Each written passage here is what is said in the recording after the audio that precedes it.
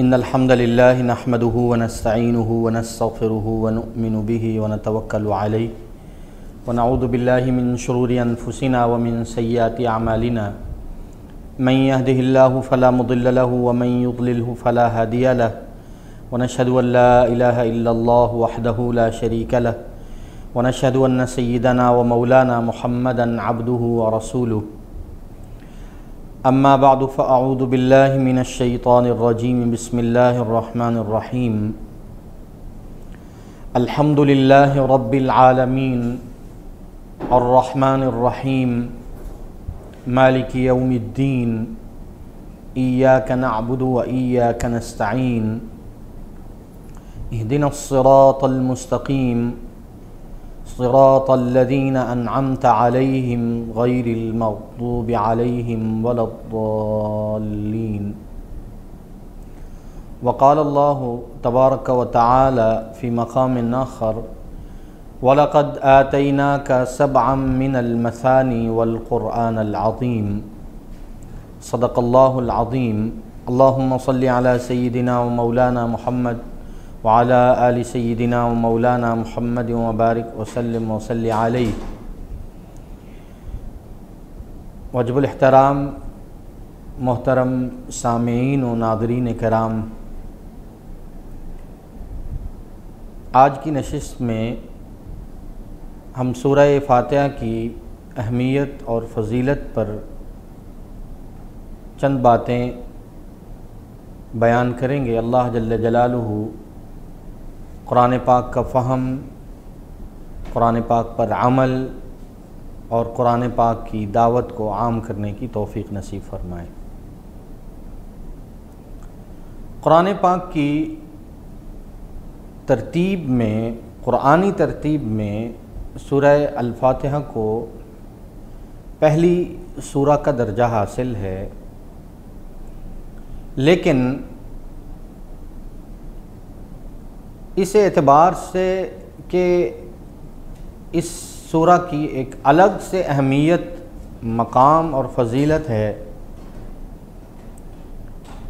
اس اہمیت کے اعتبار سے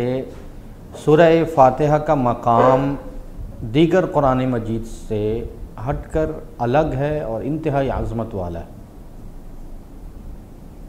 سورہ فاتحہ کے متعلق قرآن پاک میں ایک اور جگہ ایک آیت ہے جو سورہ الفاتحہ کی عظمت کو، فضیلت کو، اہمیت کو، مقام و مرتبہ کو اجاگر کرتی۔ 14واں پارہ میں سورہ الحجر کی آیت نمبر 87 میں اللہ جل جلالہ فرماتے ہیں، مخاطب نبی کریم صلی اللہ علیہ وسلم ہیں، اے پیغمبر، وَلَقَدْ آتَيْنَاكَ سَبْعًا مِنَ الْمَثَانِي وَالْقُرْآنَ الْعَظِيمِ، یقیناً بلا شبہ ہم نے آپ کو 7 بار بار دہرائی جانے والی آیات عطا کی ہیں،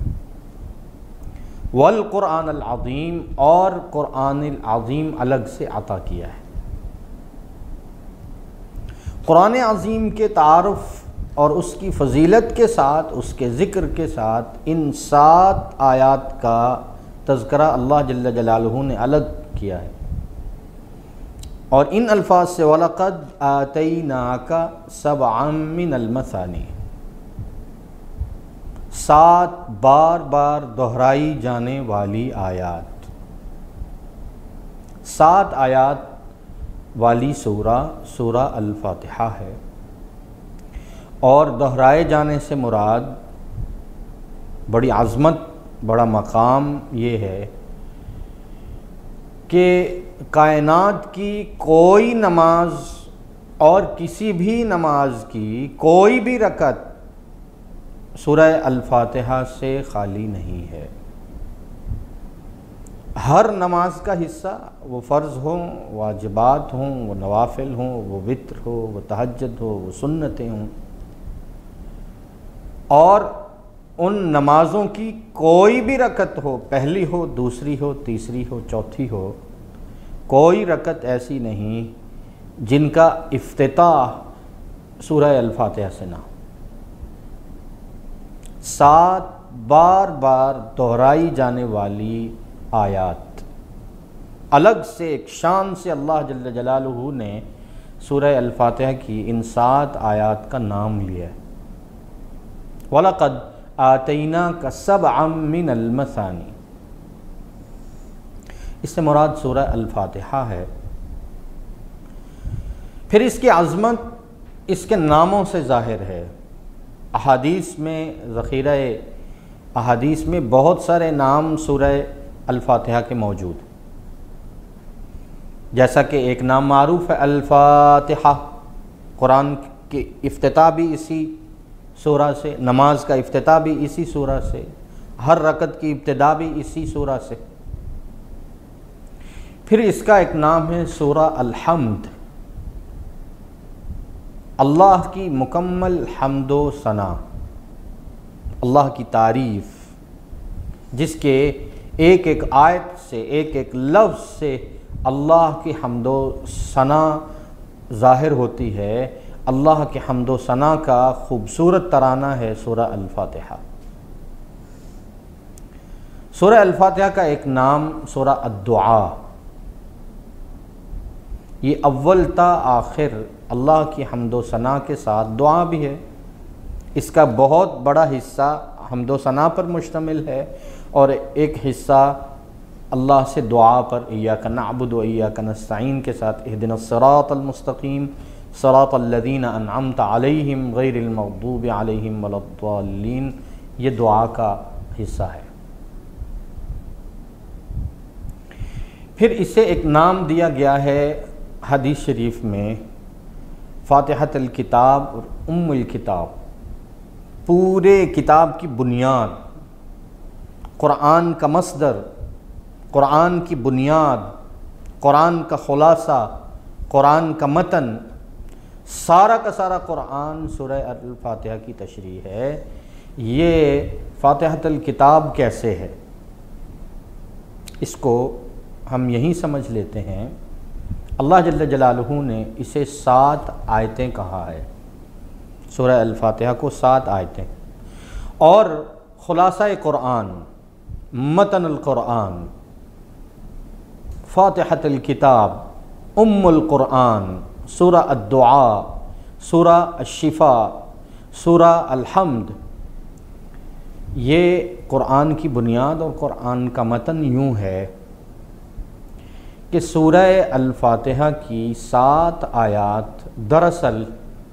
قرآن کی 7 منزلوں کا عنوان۔ یہ محض اتفاق نہیں ہے کہ قرآن پاک کی منزلیں بھی 7 ہیں، یہ محض اتفاق نہیں ہے کہ قرآن پاک کی سورہ فاتحہ کی آیات بھی 7 ہیں، یہ اللہ جل جلالہ کی ترتیب ہے، اللہ جل جلالہ کی تدبیر ہے۔ قرآن پاک جو 7 منزلوں پہ تقسیم ہے، اس کی ہر منزل کا خلاصہ، ہر منزل کا عرق اور جوہر، اور ہر منزل کا اگر بنیادی مضمون نکالیں اور اس کو ایک نام اور ایک عنوان دے دیں تو سورہ فاتحہ کی ایک ایک آیت بنتی چلی جائے۔ قرآن پاک کی پہلی منزل، جس میں 3 سورتیں مشتمل ہیں، اور یہ الگ سے ایک راز ہے کہ قرآن پاک کی منزلوں کی ترتیب اللہ کے پسندیدہ تعداد میں، عدد میں، طاق عدد میں ہے۔ نمبر 1 الگ سے جس کی شان ہے، ایک وہ سورہ الفاتحہ ہے۔ 3 پہلی منزل کی 3 سورتوں کی تعداد، دوسری منزل کی سورتیں 5، تیسری منزلوں کی سورتوں کی تعداد ہے 7، چوتھی منزل کی سورتوں کی تعداد ہے 9، پانچویں منزل کی سورتوں کی تعداد 11، چھٹی منزل سورتوں کی تعداد 13، اور 7ویں منزل جو سورہ قاف سے والناس تک جس میں قیامت کا ذکر ہے وہ 65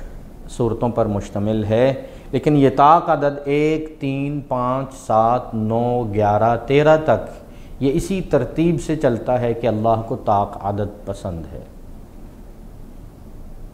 تو پہلی منزل جس میں 3 صورتیں مشتمل ہیں، سورہ البقرہ، سورہ آل عمران، سورہ النساء، اس کا جوہر، اس کا عرق نکال لیں تو سورہ فاتحہ کی پہلی آیت اس کا عنوان بن جائے گی الحمدللہ رب العالمین۔ دوسری منزل کا خلاصہ ہے الرحمن الرحیم، اللہ کی بے انتہا اور مسلسل رحمت جو آ کے توبہ، سورہ توبہ پہ ختم ہوتی۔ قرآن پاک کی تیسری منزل اللہ کے نظام جزا و سزا پر مشتمل ہے، جس کا عنوان ہے سورہ فاتحہ کی تیسری آیت مالک یوم الدین۔ قرآن پاک کی چوتھی منزل جو سورہ بنی اسرائیل سے شروع ہو کر سورہ الفرقان تک آتی ہے، اس کا عنوان ایاک نعبد و ایاک نستعین۔ پانچویں منزل جو سورہ یاسین پہ ختم ہوتی ہے، اس کا عنوان اہدنا الصراط المستقیم۔ چھٹی منزل سورہ صافات سے سورہ حجرات تک، اس کا عنوان ہے صراط الذین انعمت علیہم۔ اور ساتویں منزل جو سورہ قاف سے سورہ والناس تک ہے، جس میں اللہ نے مغضوب ضالین پر قیامت، آثار قیامت، منظر قیامت، محشر کے مناظر اور میزان عدل پر تلتے ہوئے اعمال کا نظارہ کروایا ہے اور کائنات کے نظام کو بکھرتے دکھایا ہے۔ یہ غیر المغضوب علیہم ولا الضالین میں اس کا خلاصہ اللہ نے جمع کر دیا ہے۔ تو سورہ الفاتحہ کی 7 آیات دراصل قرآن پاک کی 7 منزلوں کا عنوان اور موضوع ہے۔ قرآن کی ایک ایک منزل کو دیکھتے جائیے، اس کا بنیادی مضمون نکالیے اور اس کو اگر عنوان دیجئے تو سورہ الفاتحہ کی 7 آیتیں مکمل ہو جائیں۔ انہی سورہ الفاتحہ کی 7 آیات کی جب اللہ شرح فرماتے ہیں، تشریح اور تفصیل آتی ہے، تو ایک پوری منزل وجود میں آ جاتی۔ اس ترتیب کے ساتھ اللہ جل جلالہ نے سورہ فاتحہ کو حکمتوں سے اور علم سے بھر دیا ہے۔ سورہ الفاتحہ کی ایک فضیلت یہ ہے کہ اللہ جل جلالہ نے اس کے متعلق نبی کریم صلی اللہ علیہ وسلم سے ایک اعلان کروایا۔ ایک حدیث ہے، معروف حدیث ہے، نبی کریم صلی اللہ علیہ وسلم نے فرمایا کہ اللہ جل جلالہ کا پیغام ہے، حدیث قدسی ہے، اللہ فرماتے ہیں میں نے اس سورت کو 2 حصوں میں تقسیم کر دیا اور 7 آیتوں کو برابر تقسیم کیا ہے اللہ جل جلالہ نے۔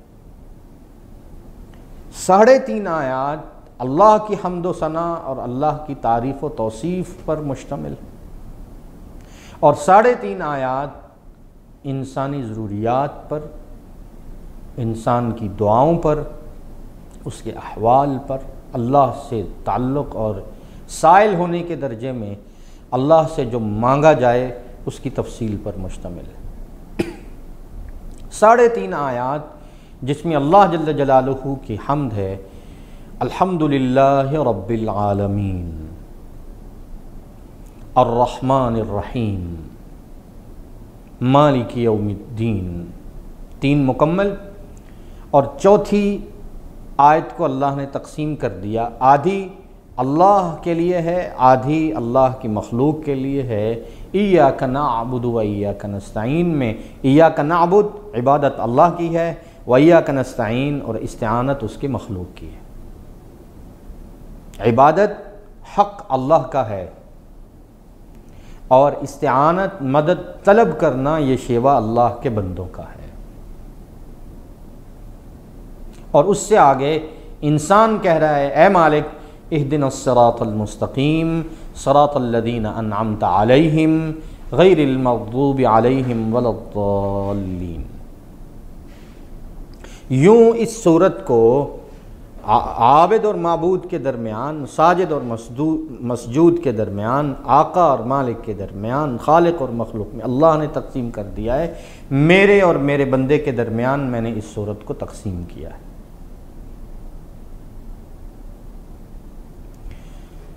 نبی کریم صلی اللہ علیہ وسلم نے فرمایا جو شخص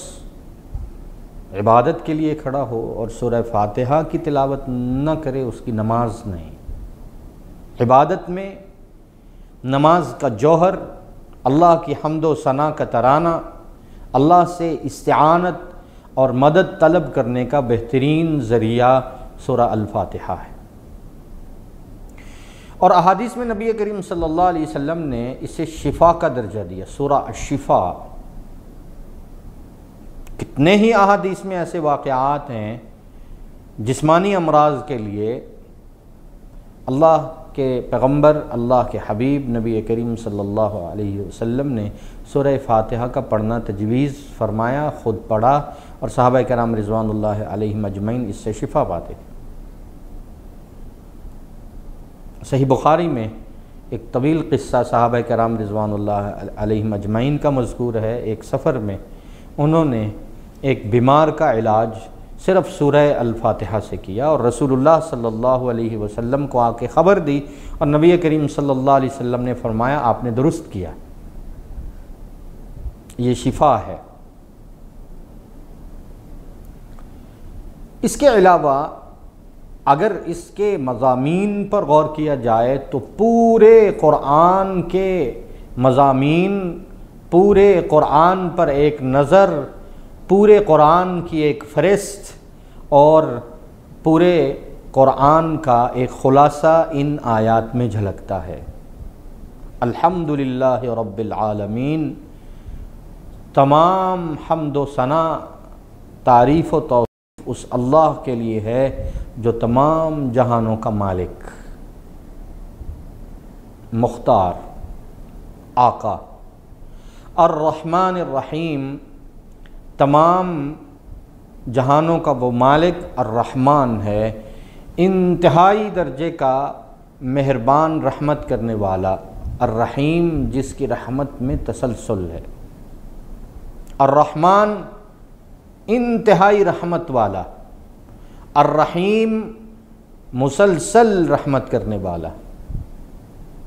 مالک یوم الدین وہ بدلے کے دن کا، وہ قیامت کے دن کا بھی مالک ہے، روز جزا و سزا اسی کے اختیار میں ہے۔ اب فوراً اگلی آیات سے مضمون بدل رہا ہے، ایاک نعبد، اے اللہ ہم صرف تیری بندگی کرتے ہیں،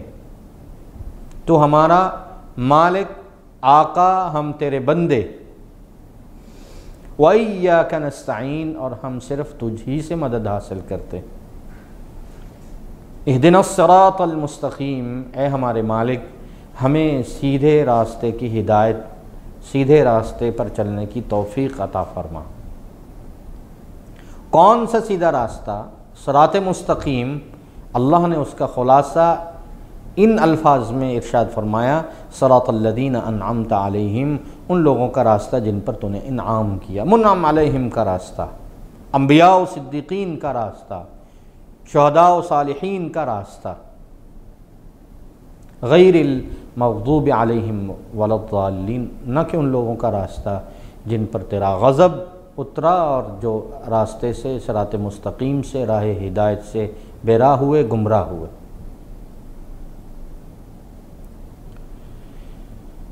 دوسری بات سورہ الفاتحہ کے پڑھنے کے ساتھ تعلق ہے۔ امت کا ایک اکثر حصہ ایسا ہے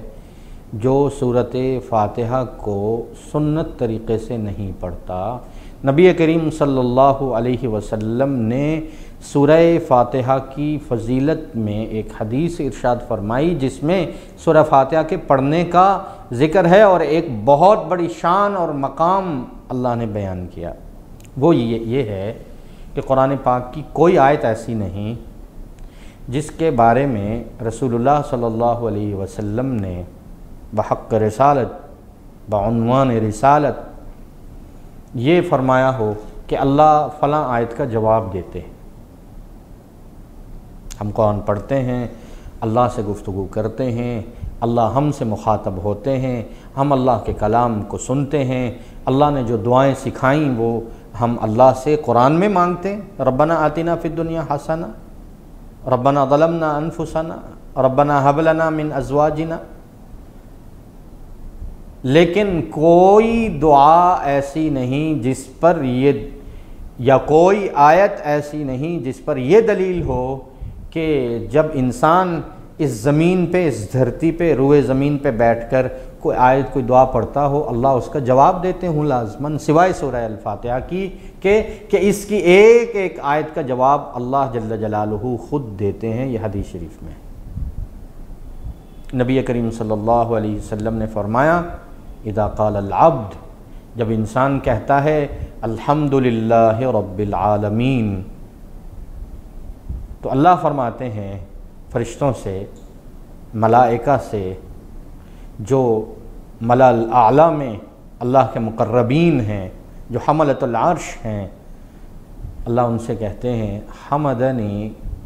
عبدی، دیکھو میرا بندہ میری حمد و ثنا کر رہا ہے۔ یہ حدیث شریف کے الفاظ۔ فرمایا جب اس کی دوسری آیت پڑھی جاتی ہے الرحمن الرحیم،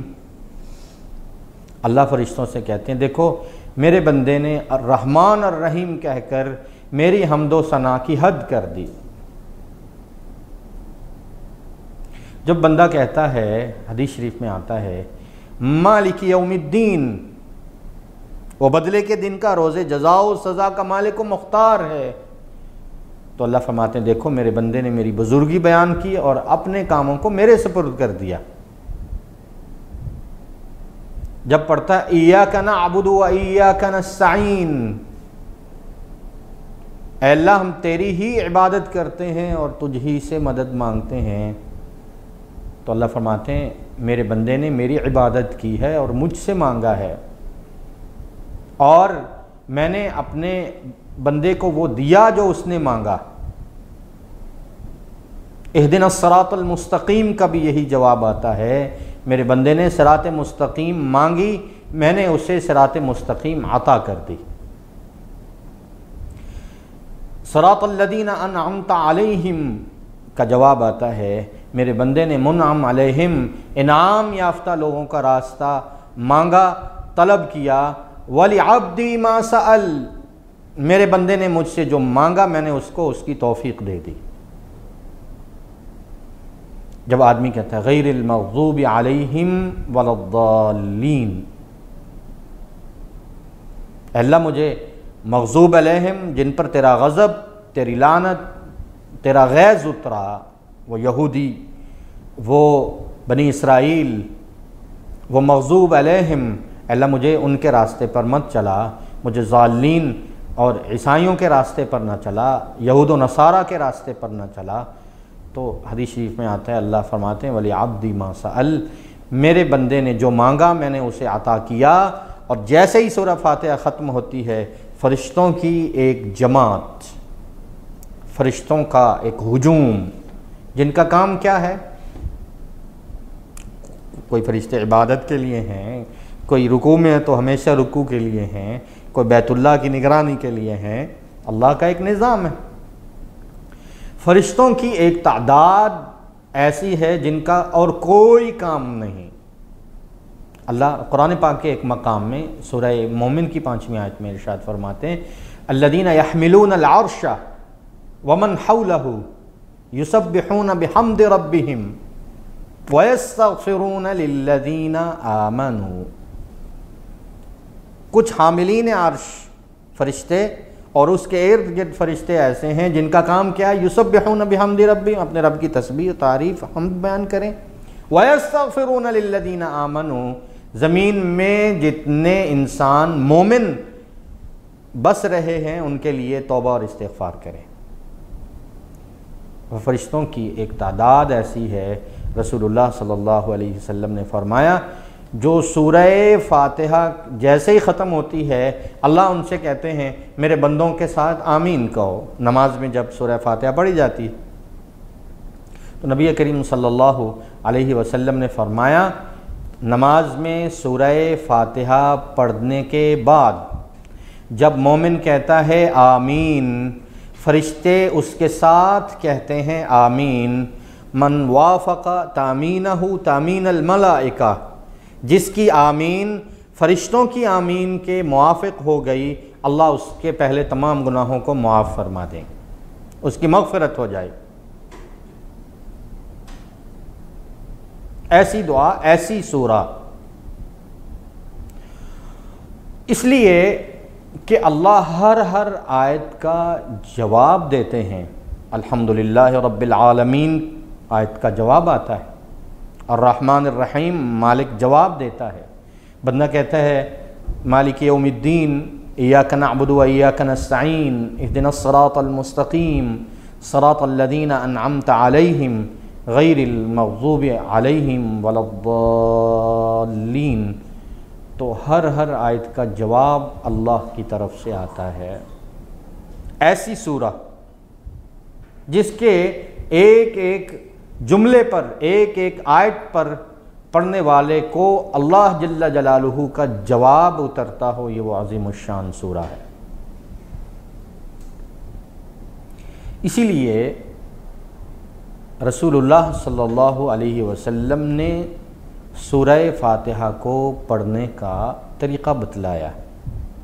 صحابہ کرام کی روایات احادیث میں موجود ہیں۔ ام المومنین سیدہ ام سلمہ رضی اللہ عنہ فرماتے ہیں ہمیں نبی کریم صلی اللہ علیہ وسلم نے سورہ فاتحہ پڑھنا سکھائی ہے، اور ہمیں فرمایا کہ سورہ فاتحہ یوں پڑھا کرو۔ سبحان اللہ، وہ کیا خوبصورت منظر ہوگا جب اللہ کے رسول صلی اللہ علیہ وسلم اپنی زبان نبوت سے، زبان رسالت سے امہات المومنین کو، صحابہ کرام کو سورہ فاتحہ پڑھ کر سنا رہے ہوں گے کہ سورہ فاتحہ یوں پڑھیے۔ سورہ فاتحہ کے پڑھنے کا طریقہ رسول اللہ صلی اللہ علیہ وسلم نے بتلایا، اور امت کا بہت بڑا حصہ، بہت بڑا طبقہ سورہ فاتحہ کو پڑھنے کا طریقہ معلوم نہیں۔ ام المومنین فرماتی ہیں سیدہ ام سلمہ رضی اللہ عنہ، صحیح مسلم میں نبی کریم صلی اللہ علیہ وسلم نے ہمیں سورہ فاتحہ پڑھنا سکھائی، اور مد بہا صوتا، ہر آیت کے آخر کو لمبا کر کے رسول اللہ صلی اللہ علیہ وسلم نے وقف کر کے ایک ایک آیت کو جدا جدا پڑھا ہے کہ اللہ ہر آیت کا جواب دیتے ہیں۔ ہمارے ہاں سورہ فاتحہ کو جلد از جلد ختم کیا جاتا ہے کیونکہ ہر رکعت میں آنی ہے، اور ہر ایک کو یاد ہے، اور ہر ایک کو عجلت ہے۔ الحمدللہ رب العالمین الرحمن الرحیم مالک یوم الدین، یہ طریقہ غلط ہے۔ نبی کریم صلی اللہ علیہ وسلم نے اس کے آخر کو لمبا کیا، اور ہر آیت کو الگ الگ اس لیے پڑھا ہے کہ سورہ فاتحہ کی آیات قرآن پاک کی وہ منفرد آیات ہیں جس کی ہر آیت کے بدلے میں اللہ جل جلالہ نے جواب دینا ہے، اس کو محسوس کیجئے۔ الحمدللہ رب العالمین، یہاں وقفہ، اللہ نے جواب دیا ہے، حمدنی عبدی، میرے بندے نے میری حمد بیان کی ہے۔ الرحمن الرحیم، رسول اللہ صلی اللہ علیہ وسلم نے آخری حرف کو لمبا کر کے ہر لفظ، ہر آیت، ہر جملہ الگ الگ پڑھا ہے۔ مالک یوم الدین، ایاک نعبد و ایاک نستعین، اہدنا الصراط المستقیم، صراط الذین انعمت علیہم غیر المغضوب علیہم ولا الضالین۔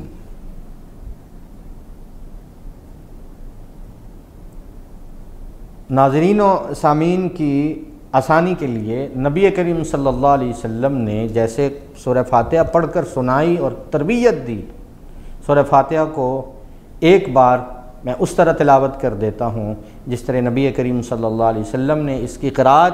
اور اس کے وقف میں مد کر کے ایک ایک آیت کو الگ الگ پڑھا ہے۔ بسم اللہ الرحمن الرحیم۔ الحمد للہ رب العالمین الرحمن الرحیم مالک یوم الدین ایاک نعبد و ایاک نستعین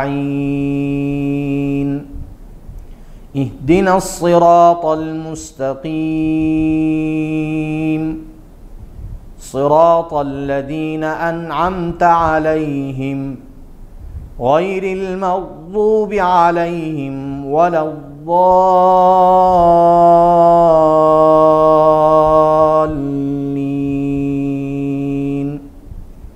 اور نماز میں ہم ہیں تو اس کے بعد آمین کہیں گے، نماز میں نہیں ہے تو اس کے ساتھ آمین شرعاً واجب نہیں ہے۔ تو رسول اللہ صلی اللہ علیہ وسلم نے سورہ فاتحہ کو الگ الگ ایک ایک آیت الگ الگ پڑھی ہے، دو آیتوں کو جمع نہیں فرمایا۔ اس میں نہ عجلت ہے نہ جلدی ہے، نہ آیتوں کو جو ہے وہ عجلت میں بے ہنگم طریقے سے ملانا ہے، ایک ایک آیت کا حق ادا کرنا ہے، اس لیے کہ یہ منفرد و ممتاز وہ آیات ہیں، ایک ایک آیت کا اللہ جل جلالہ نے جواب دینا ہے۔ اگر اللہ ایمان اور یقین اور وہ حلاوت نصیب فرمائے تو ایک ایک آیت کا اللہ کی طرف سے اترتا ہوا جواب محسوس کریں گے۔ اس لیے سورہ فاتحہ کو پڑھنے کا طریقہ، اس کو ادا کرنے کا طریقہ، اس کی ایک ایک آیت کا جو اللہ کی طرف سے جواب آیا ہے اس جواب کی تفصیل نبی کریم صلی اللہ علیہ وسلم نے حدیث شریف میں ارشاد فرمائی، جو میں نے آپ کے سامنے عرض کی ہے۔ تو سورہ فاتحہ کا یہ خلاصہ کہ یہ قرآن پاک کی 7 منزلوں کا موضوع اور عنوان، یہ مختلف حکمتوں اور تعلیمات کا مجموعہ، یہ سورہ، یہ اللہ جل جلالہ کی حمد و ثنا اور دعا کا مجموعہ، یہ شفا اور امراض کے علاج کا مجموعہ، اور یہ وہ آیات اللہ جل جلالہ نے جنہیں ہر نماز کی ہر رکعت کی ابتدا میں لازم کر دیا ہے، جس سے اللہ نے قرآن کا آغاز کیا، جس سے نماز کا افتتاح کروایا، جسے دعا اور حمد و ثنا کا نام دیا، اور جس کی ایک ایک آیت کا اللہ جل جلالہ ہمیشہ خود جواب دیتے ہیں، جس کی ایک ایک آیت کو پڑھنے کا طریقہ اور سلیقہ نبی کریم صلی اللہ علیہ وسلم نے صحابہ کرام کو اور اپنے گھر والوں کو پڑھ کے سنایا، وہ عظیم الشان صورت ہے۔ اللہ جل جلالہ اس صورت کو سنت کے مطابق پڑھنے کی، سمجھنے کی، اس کا فہم اور اس پر عمل کرنے کی توفیق نصیب فرمائے۔ وآخر دعوانا ان الحمد للہ رب العالمین۔